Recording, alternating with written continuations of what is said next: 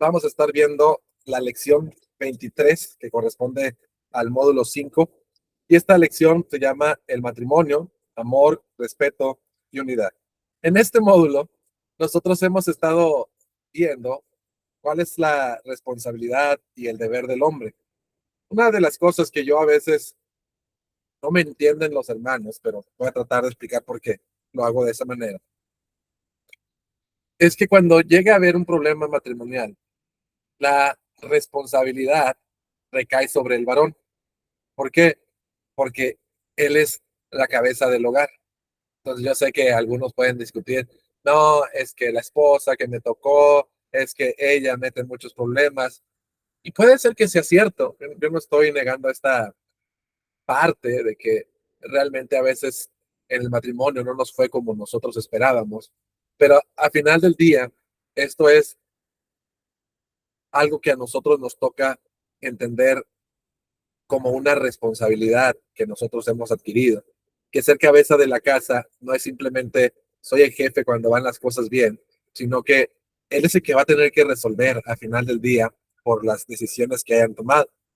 Conviene mucho entonces entender que el verdadero matrimonio o el matrimonio como Dios lo diseñó está basado en el amor, el respeto y la unidad.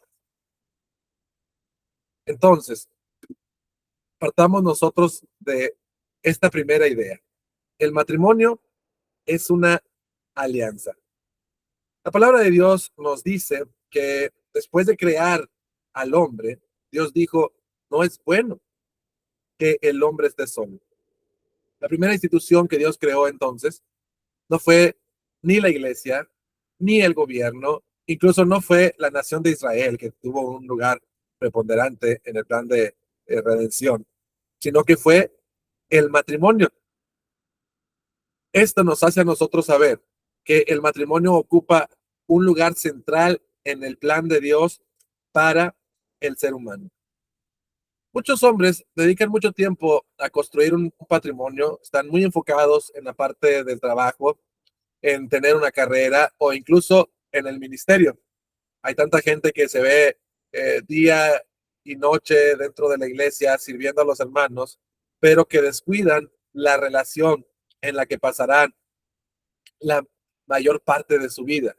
Entonces, el matrimonio nos enseña a nosotros que es una alianza que uno establece en el principio con la persona que va a pasar, muchas veces dice el resto de la vida, pero lo que deberíamos de decir en realidad es la mayor parte de la vida.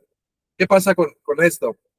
Va a llegar un tiempo en las personas que están casadas, y esto va a ser verdad en la mayoría de los casos, que una persona habrá pasado más tiempo con su esposo o con su esposa que el tiempo que pasó con los padres. Hay gente que tiene 50 años ya de casados y vivió con los papás 20. Entonces, ¿qué quiere decir? Que en este punto del partido ha vivido más tiempo con la pareja que con el papá, la mamá o los hermanos. ¿Qué nos dice esto cuando nosotros lo pensamos de esta forma? Que en realidad el matrimonio es algo muy importante que uno tiene que considerar si la persona, la pareja con la que yo estoy ahora en una relación de noviazgo, es la persona que me puede acompañar el resto de mi vida.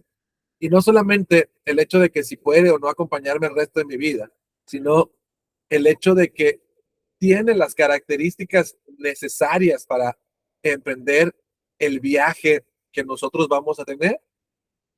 Uno debe de reconocer y de conocer las capacidades que uno tiene y las que no tiene. A veces en la relación del noviazgo uno finge que se viste de cierta manera o que le gustan ciertas cosas. Y cuando nosotros llegamos al matrimonio nos damos cuenta de que eso que finge uno necesitaría ser permanente, dice uno, qué equivocado estaba, porque no podemos seguir con esto así simplemente toda la vida. Entonces, el matrimonio es una alianza, vamos a ponerlo en términos claros, es en realidad un momento en el que ustedes van a decir, voy a poner un negocio y este es mi socio mayoritario y nos va bien a los dos o nos va mal a los dos. Entonces, la palabra de Dios nos dice que cuando Dios creó a la mujer, Dios no habló de autoridad. Antes que Dios le dijera a la mujer o al hombre, mira, tú eres la cabeza, o cualquiera que sean los roles que hemos hablado en este tiempo, habla de comunión. Él dice, no es bueno que el hombre esté solo. Entonces el hombre necesita una comunión, necesita unidad. Vamos a ver cómo este texto del que estamos hablando ahora nos presenta a nosotros cuatro verdades fundamentales. Primeramente, la Biblia nos dice que el hombre necesitaba una ayuda idónea. ¿Qué quiere decir esto? ¿Que el hombre estaba incompleto? No, como persona estaba completa. Sin embargo, Dios no diseñó al hombre para vivir en solitario, no lo diseñó para vivir aislado, sino que lo diseñó para tener una compañera de vida. Esta parte es importante que nosotros la tengamos en cuenta, porque muchas veces cuando nosotros escuchamos la expresión ayuda idónea en el hebreo, es eser kenegdo. Y esta frase no describe a una asistente inferior, sino a una ayuda correspondiente o a una ayuda adecuada, complementaria. Y fíjense cómo el término eser en muchas ocasiones se utiliza en el Antiguo Testamento para referirse a Dios como un auxilio a su pueblo. En el Salmo 33:20 y en el Salmo 75, esta misma expresión se utiliza para referirse a Dios. Así que la ayuda idónea no es una asistente o no es una persona inferior, sino es la persona que el hombre necesita, la que le hace falta, la que lo ayuda, la que lo socorre. Entonces, es lo mismo que pasaba con el pueblo de Israel.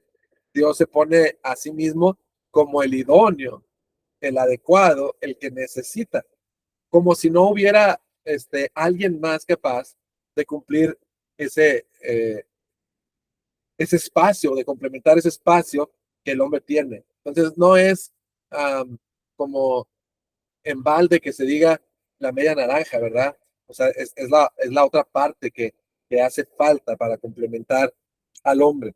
Entonces, esto es muy importante. Luego, la segunda verdad que nosotros vemos en este pasaje es que el hombre deja. Dice, no es bueno que el hombre esté solo, por tanto dejará el hombre padre y madre y se unirá a su mujer y serán una sola carne. Entonces, ¿qué quiere decir aquí? Ya que encontró el hombre a la ayuda idónea, ahora necesita dejar a su padre y a su madre. Esta expresión, pues yo sé que para muchos ha tenido pues mucha discusión, si el hombre debe salirse de la casa o si el hombre debe de vivir lejos o lo que sea. Pero más allá de este tema de si el hombre debe de salirse de la casa de los papás, lo que quiere decir este pasaje en realidad es que crea una nueva prioridad. Cuando el hombre está en la casa, en el seno paterno, él pues es responsable en su casa. Por ejemplo, a algunos de nosotros nos tocó pagar algún recibo, dar sustento para completar la comida de la casa. Cuando vivimos esto en casa de nuestros papás, fue así. Había que apoyar o colaborar con las necesidades del hogar. Pero cuando un hombre y una mujer se unen, y eso es real para los dos, pues estamos hablando ahorita del hombre, el hombre cambia de prioridad. El hombre ahora su prioridad es la esposa. Necesita tener sustento para su esposa, tener los servicios cubiertos para la esposa, trabajar para la esposa. A veces el hombre cuando está recién casado y a veces incluso cuando pasa mucho tiempo, todavía dice, ay, tenemos 20 años de casado, pero déjame, le doy el gasto a mi mamá y después los 300 pesos que me sobran, te los doy a ti. Es un error. La prioridad ha cambiado. Ya no es la casa de mis papás, ahora es nuestro hogar, el matrimonio que nosotros estamos teniendo, el que tiene prioridad en esta vida. Y yo sé que para muchos esto puede ser una discusión grave o grande, pero esto debe de ser así. Luego el mismo pasaje dice que el hombre dejará a padre y a madre y se unirá a su mujer.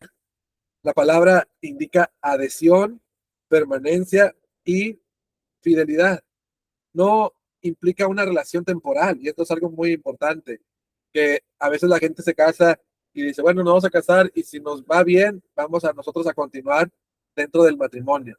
No es así, te casaste y aunque hoy ya no se use mucho esta expresión, es para toda la vida. O sea, el deseo de Dios al unir al hombre y a la mujer, Él los unió para toda la vida, no para un ratito, no para ver si nos iba bien, es para toda la vida. Y este pacto es un pacto que tiene que jurarse fidelidad. Es decir, yo sé que el hombre puede tener muchas parejas y que puede ver a una, muchas mujeres, pero él, en el momento que decidió casarse, decidió permanecer fiel a una sola mujer. Y es algo que se tiene que hablar. Si tú no estás dispuesto a permanecer con esa mujer para toda la vida, entonces no te cases. No tiene sentido que le eches a perder su vida a una muchacha y que además le eches a perder la vida a los hijos que Dios les dé, que vayan a andar batallando. O sea, si tú no entiendes esto desde el mero principio, entonces así déjala. Es mejor así. Y luego dice la escritura que dejará el hombre padre y madre y se unirá a una mujer y serán una sola carne. ¿Qué quiere decir esto? No en el principio que lleguen a desaparecer las dos personalidades, aunque he de decir, con el tiempo, el hombre va absorbiendo características o cualidades de la mujer y la mujer va absorbiendo características y cualidades del hombre. Pero con todo y todo, aunque eso sea verdad, no es como que, la mujer se va a convertir en el hombre o el hombre se va a convertir en la misma personalidad de la mujer. Qué cosa tan espantosa es cuando pasa eso, pero bueno, a lo que se refiere la escritura es que en realidad Dios nos llama a vivir en unidad. Nos ponemos de acuerdo, y ahorita vamos a hablar de eso, para que pase lo mejor. Nosotros no queremos como hombres que me vaya bien a mí. Yo como hombre quiero que le vaya bien igual a mi esposa. No quiero lograr tener yo mi casa. Quiero llegar a que tengamos nuestra casa. No es que si a mi esposa le duele el estómago, a mí no me duele. No, claro que me duele y me preocupa. Y así como yo me atendería a mí mismo por ese dolor de estómago, yo tengo que atender a mi esposa, porque ahora somos uno, somos una sola carne. Entonces, el matrimonio no solamente es un contrato donde dos personas buscan beneficios mutuos, sino que es una alianza que ambos deciden caminar juntos delante de Dios. Ahora, dentro de ese matrimonio necesita haber amor. ¿Por qué? Porque el amor es el lenguaje que nosotros utilizamos dentro de esa alianza. Es el idioma en el que nos hablamos cuando nosotros hemos establecido esa alianza. Vamos a ver allá en Efesios, capítulo 5, versículos 23 en adelante, cómo establece la escritura que debe de ser el lenguaje que nosotros manejamos dentro de la relación matrimonial. Leamos lo que ustedes ya saben. Dice, porque el esposo es cabeza de su esposa, así como Cristo es cabeza de su iglesia y también su Salvador. Cristo es la cabeza y la iglesia es el cuerpo. Por eso la esposa debe sujetarse a su esposo en todo, así como la iglesia se sujeta a Cristo. Los esposos deben de amar a sus esposas, así como Cristo amó a la iglesia y dio su vida por ella. Lo hizo para hacerlo solo suya, limpiándola por medio de su mensaje y del bautismo. Cristo quiso regalarse a sí mismo, una iglesia gloriosa, apartada del mal y perfecta, como un vestido sin una sola arruga, ni una sola mancha, ni nada parecido. El esposo debe de amar a su esposa, así como ama a su propio cuerpo.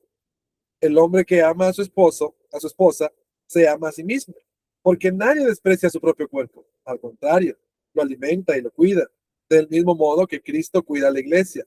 En realidad, cada uno de nosotros forma parte de la iglesia, que es el cuerpo de Cristo. Si dice la Biblia, por eso el hombre deja a su padre y a su madre y se une a su mujer para formar un solo cuerpo. Esta es una verdad muy grande y yo la uso para hablar de Cristo y la iglesia. En todo caso, el esposo debe amar a su esposa como si se tratara de sí mismo y la esposa debe de respetar al esposo. Miren, Aquí pasa algo muy chistoso, en cierta manera, porque muchos de nosotros a veces utilizamos esta escritura para hablar de la sujeción. Empezamos a hablar, la mujer debe de sujetarse a su marido. Y entonces uno empieza, ya ves. Pero si ustedes se fijan, el resto del pasaje se trata de amar a la esposa. Y esa parte es la parte en la que muchas veces nosotros no nos detenemos aquí. El apóstol Pablo no define el tema del amor a partir de lo que nosotros creemos culturalmente que es lo adecuado. Es decir, no nos dice, llévele flores, entréguele todo el dinero, sino que él habla desde el punto de vista de lo que Cristo hizo. Y el amor que nosotros debemos de profesarle a nuestra esposa es un espejo de lo que Cristo hizo por la iglesia. Así que hay unas características muy particulares acerca de lo que es el amor. Por ejemplo, nosotros vamos a encontrar,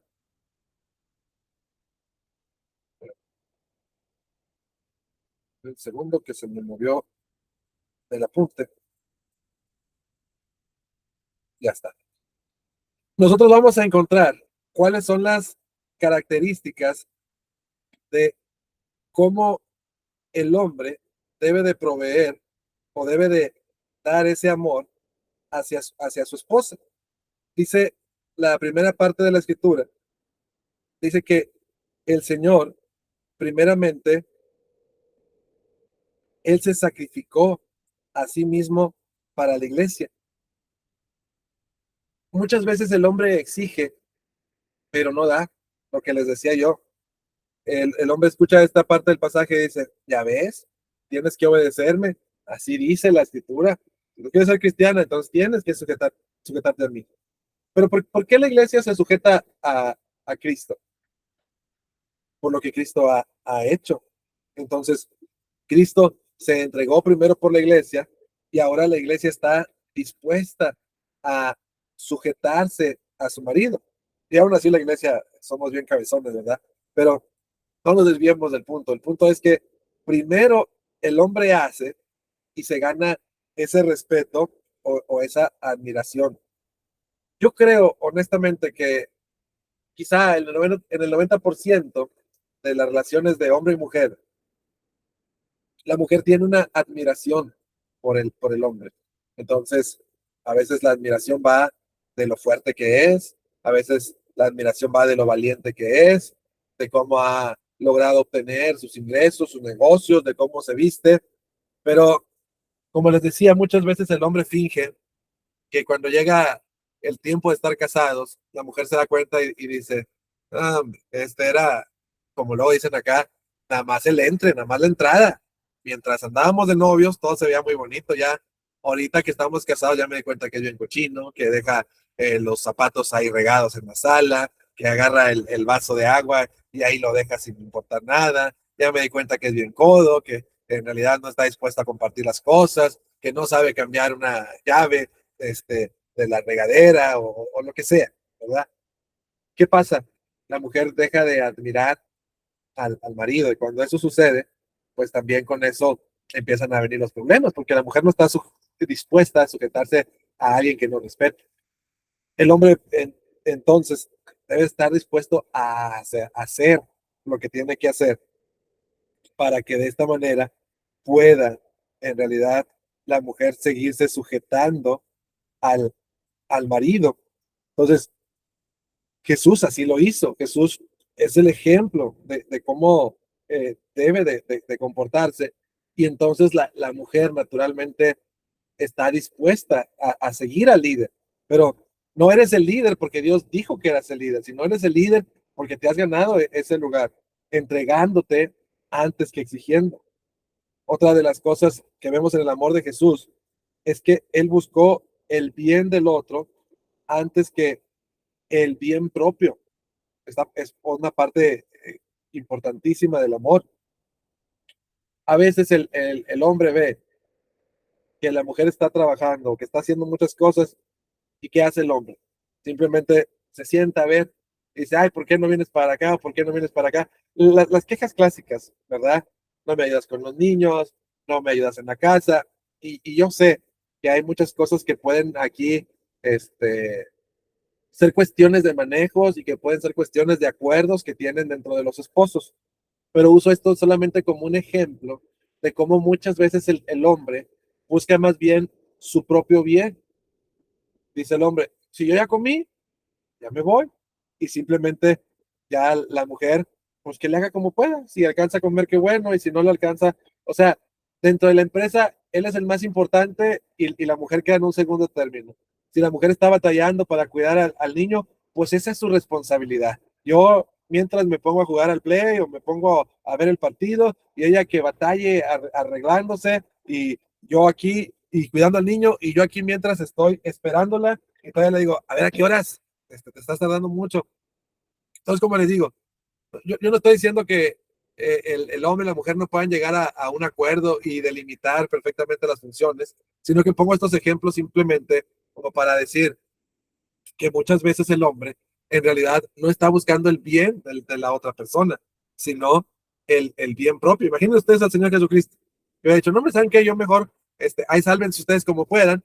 Yo no voy a andar batallando todo lo que voy a andar batallando. Ese es el amor que nos tuvo Cristo, que Él estuvo dispuesto a sacrificar sus propios derechos para que por su muerte y salvación nosotros pudiéramos estar bien. Eso es algo muy importante. Jesús fue alguien que permaneció fiel incluso cuando amar costaba. ¿Qué quiere decir esto? Bueno, dentro del estado del matrimonio, pues hay temporadas, ¿verdad? Que cambian la dinámica familiar, simplemente el embarazo, estar lidiando con las hormonas, estar lidiando en el tema de la abstinencia, aún hay ocasiones que uno siente que trabaja demasiado y que no se retribuye o no ven el esfuerzo que uno hace. Y eso qué propicia para uno.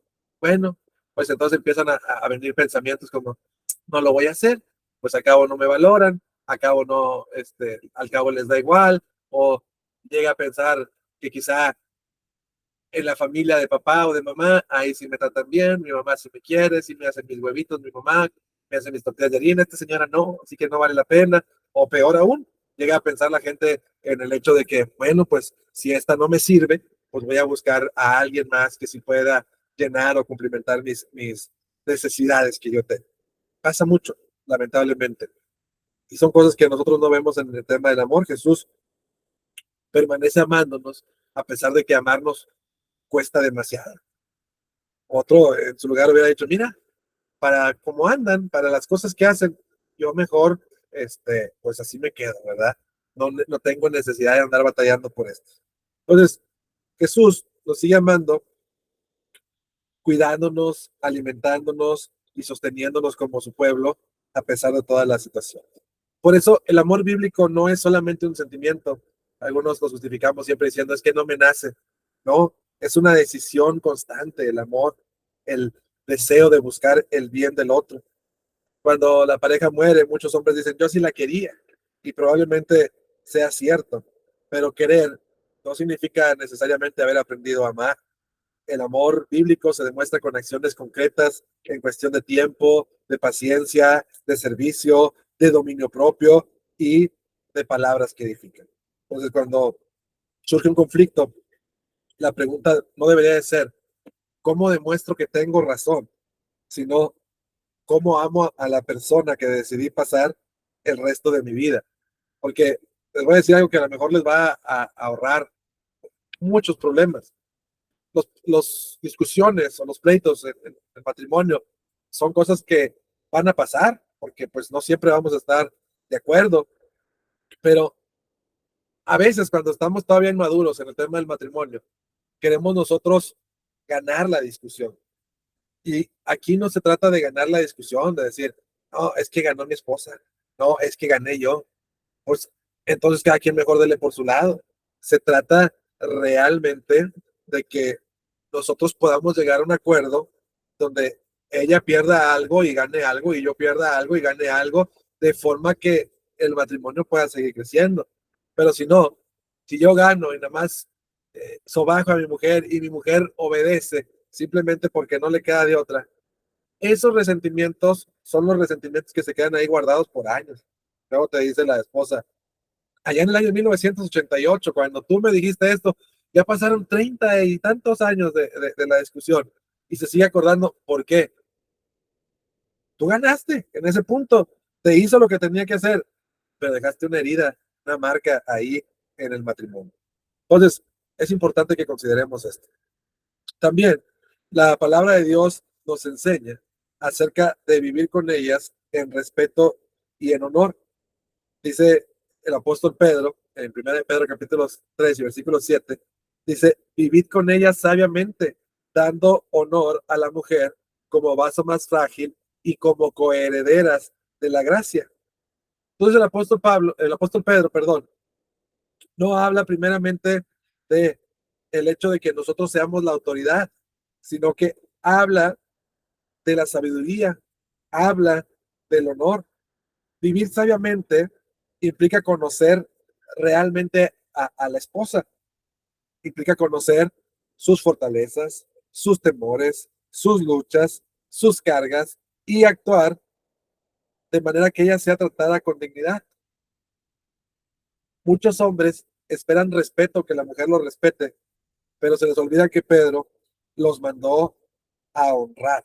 Entonces, esta parte es muy importante. El hombre debe de respetar también a su mujer y honrar también a su mujer, porque son coherederas de la gracia. Y dice algo también la palabra, dice, para que las oraciones de ustedes no tengan estorbo. Hay que buscar la forma, hay que ser inteligente para que las cosas dentro del matrimonio sucedan. Hay que ser inteligente para poder hacer las cosas que nosotros necesitamos hacer. No va a obedecer la mujer simplemente porque usted lo dice o porque usted lo ordena. Es porque usted ha encontrado la forma de que eso funcione. Tenemos que buscar la capacidad de poder construir juntos, de trabajar juntos.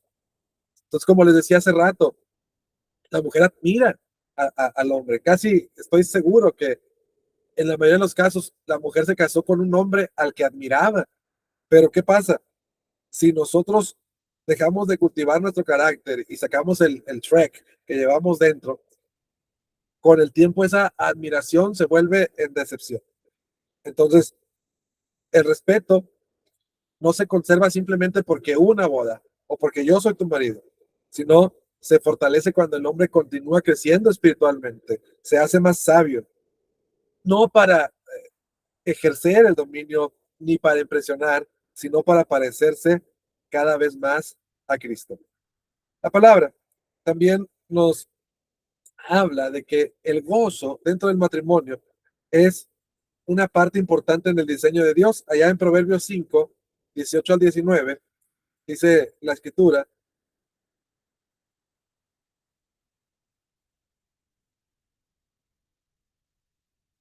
Proverbios 5, 18 al 19, bendita sea tu esposa, la novia de tu juventud.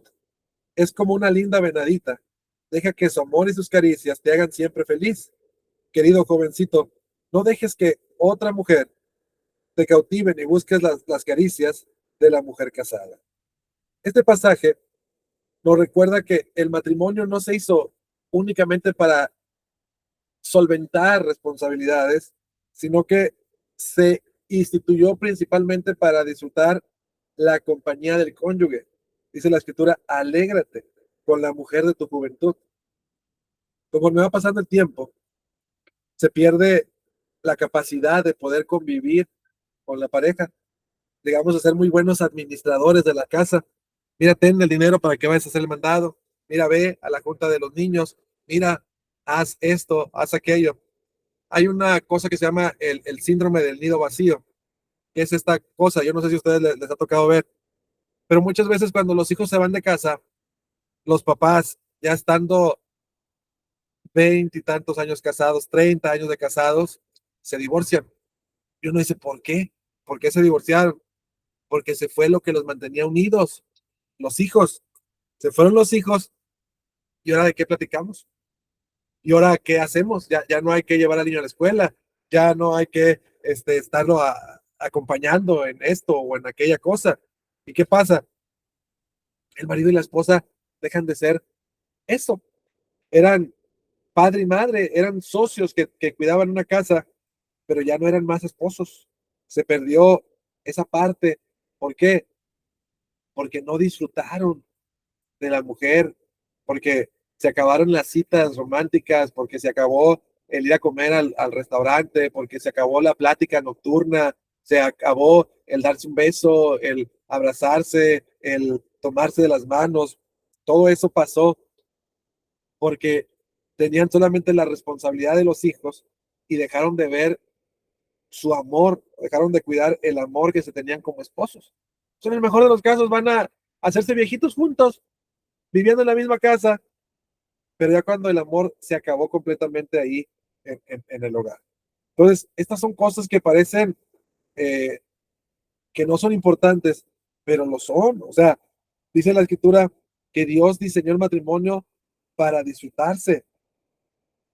Entonces, nosotros como hombres tenemos que tener esa capacidad de seguir queriendo, de seguir amando, de seguir disfrutando. Así tengamos 20, 30, 40 años de casados. Entonces, esta parte es algo esencial. No tener las discusiones para decir quién ganó la discusión, sino para decir quién en realidad está haciendo que esta relación se fortalezca. Entonces, el hombre maduro es aquel que entiende que el matrimonio no se sostiene porque un día hubo amor, sino el que hace que ambos cada día decidan honrar la alianza que Dios estableció. Este es el estudio del día de hoy. Vamos, como siempre, a pasar a dejar un tiempo por si tuvieran preguntas o dudas, los podemos hacer. Y si no, vamos a la discusión grupal del día de hoy. ¿Cómo ven? ¿Tiene alguna duda, alguna pregunta, comentario?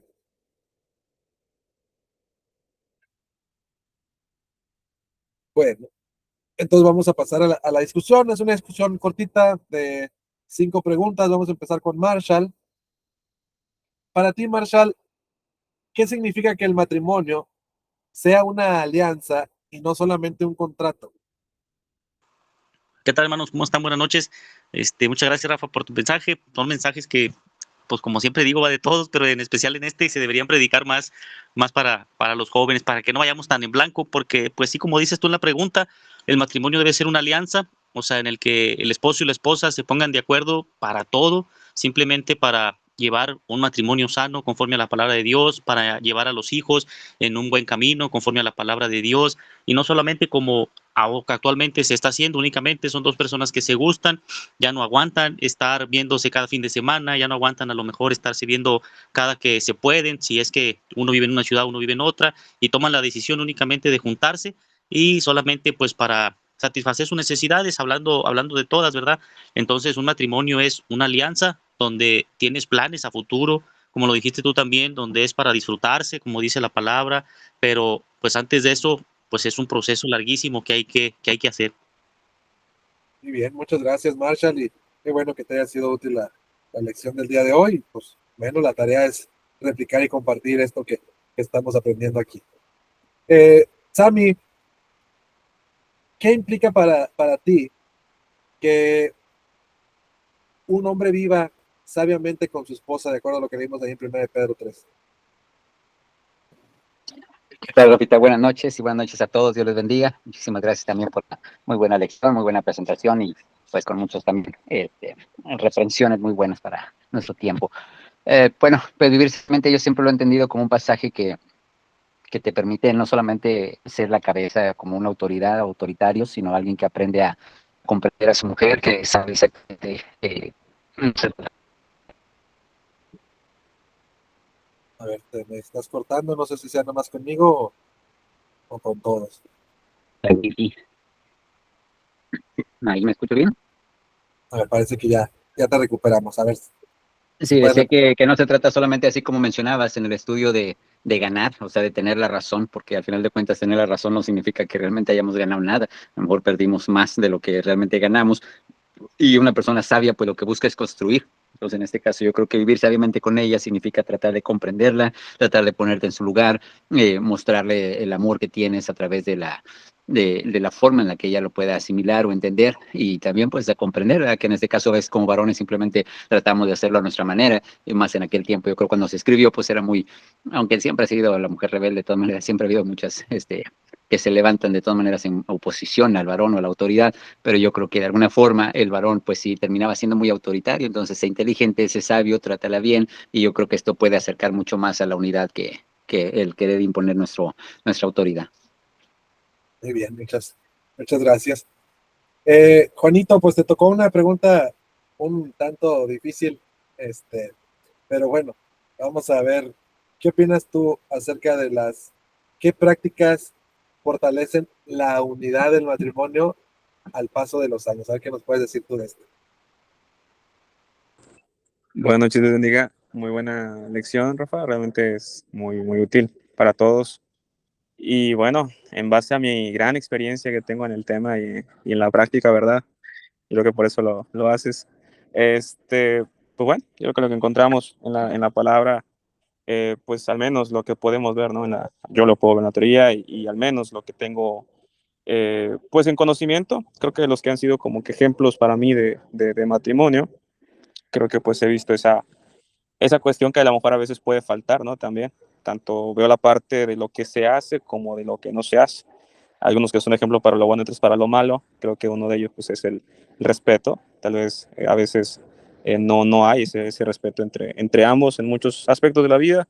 Y pues como ustedes con toda la experiencia que tienen, pues lo han mencionado, en la forma ahorita como mencionaba el hermano Sammy, pues llevar la relación, tú lo mencionabas al final, en el hecho de pues a lo mejor querer ganar, ¿no? Esa discusión simplemente para sentirse uno, pues como siempre lo veo, alimentar nuestro orgullo, nuestro ego, nuestra capacidad de sentirnos superiores.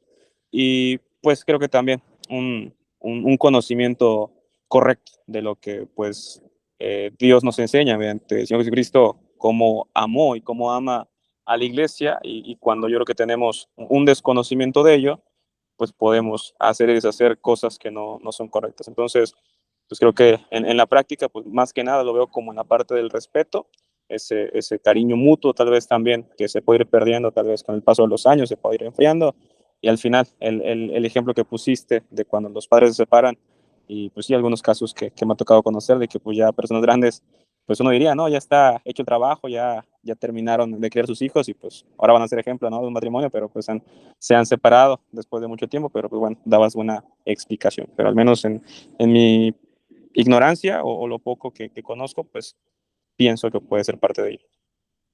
Bueno, no, pues no hay nada de ignorancia aquí. Lo importante es que aprendamos todos los que estamos dentro, los que han vivido más años que otros, los que están por entrar. Es importante que lleguemos a esa reflexión. Pues quisiera hacerles más preguntas, pero creo que con estas son las que reforzamos más bien las ideas que necesitábamos o que tenemos que comprender. Y ya solamente les voy a dejar su tarea de esta semana. Ya sé que igual es posible que no llegue, pero bueno, ahí la mandamos.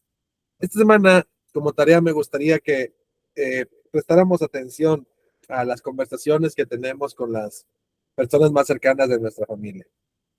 Esta tarea es para solteros y para casados. No solamente con la esposa, el que tiene esposa, pues será con la esposa, pero el que no, con la familia, papá, la mamá, los hermanos, los amigos, compañeros de trabajo, etcétera. Entonces, las preguntas que quisiera yo que después de pensar en las conversaciones que tuvieron, algunas suaves, en algunas conflictuadas o lo que sea, es cuando nosotros estamos teniendo alguna discusión, procuramos más tener la razón o cuidar la relación que nosotros estamos teniendo. Luego, mientras tuvimos esas discusiones o esas pláticas, hubo palabras que pudimos haber dicho con más amor, o al menos buscando una forma más suave de decir las cosas y con menos orgullo. Después, vamos a preguntarnos, si Cristo hubiera estado en medio de la conversación, ¿cómo creen que había reaccionado a esa conversación que nosotros teníamos? Y finalmente, ¿qué cambio concreto haré la próxima vez. Como siempre, les voy a mandar la tarea ahí en el chat y ya ustedes la responderán en tiempo y forma. Entonces, gracias por estar aquí. Yo sé que la gente se malimpone después de una semana de pausa y qué bueno que puedan hacer el esfuerzo. Todavía estamos un tanto cansados, no sé si se note o no, pero bueno, ya volvimos a la normalidad y hay que tratar de recuperarnos poco a poco después de esta serie que tuvimos. Así que vamos a despedirnos en una oración. Vamos a pedirle a nuestro hermano Marsha que nos despida y los veo la próxima semana con la ayuda de Dios. Bien, hermanos, vamos a cerrar nuestros ojos en señal de reverencia a nuestro Dios y vamos a despedirnos en una oración. Padre nuestro que está en los cielos, santificados y alabado sea su nombre, Padre. Una vez más en este día venimos delante de su presencia, ahora este pequeño grupo de tus hijos, dándote gracias por la oportunidad que nos da de podernos juntar, de podernos reunir para estudiar su palabra, Padre. Gracias por nuestro hermano Rafa, Padre, que tiene con bien hacer estos estudios, Padre.